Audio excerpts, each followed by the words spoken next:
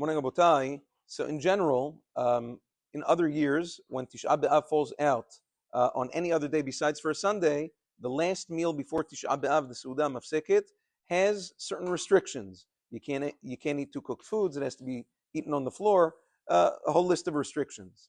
This year, when Tisha B'Av falls out on Motzei Shabbat and Sunday, the last meal before Tisha B'Av, in essence, is Seudah Shlishit. There's a Gemara. The Gemara says in Masechet Ta'anit Daf Kaftet, Masechet Eruvin Daf Mem Aleph, the Gemara says that when Tisha B'Av falls out on Motzei Shabbat, אוכל ושותה אדם כל צורכו, ומעלה על שולחנו אפילו כסעודת שלמה בשעתו, which means that a person can eat and drink his fill, and a person can serve on his table, even like a Seudah of Shlomo HaMelech during his reign.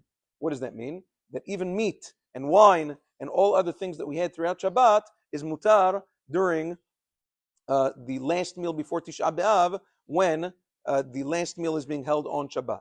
There's machloket rishonim exactly how to understand this Gemara. Some rishonim say that it's permissible to eat meat and drink wine during Seudah Shlishit before Tisha B'Av, but it's better to abstain.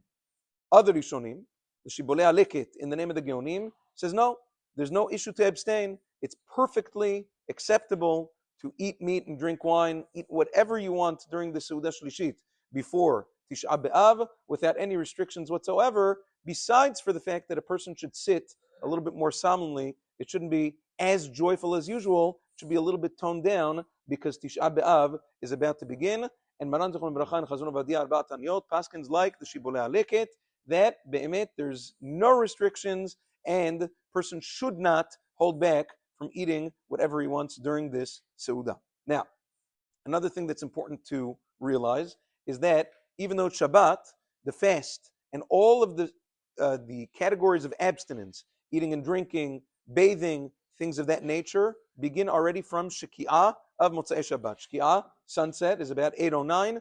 8:09, you have to be done everything. The only exception is if a person is wearing leather shoes and Shabbat clothes at that moment, you don't take it off right away at Sheki'ah because of Kvot Shabbat. Over there it's passive. To take it off mamash at Sheki'ah is considered a lack of Kvot Shabbat.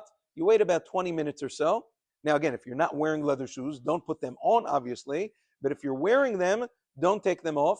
Leave your Shabbat clothes on and leather shoes if you happen to have them on. Wait about 20 minutes after sunset. You say, Baruch HaMavdil ben Kodesh Lechol. You take off the leather shoes. You take off your Shabbat clothes. And then you put on your weekday clothes for Tisha B'Av. Important note. This year, Sfaradim did not have to prepare clothes for Shavua Shechal Bo Tisha B'Av, because there is no Shavua Shechal Bo Tisha B'Av this year.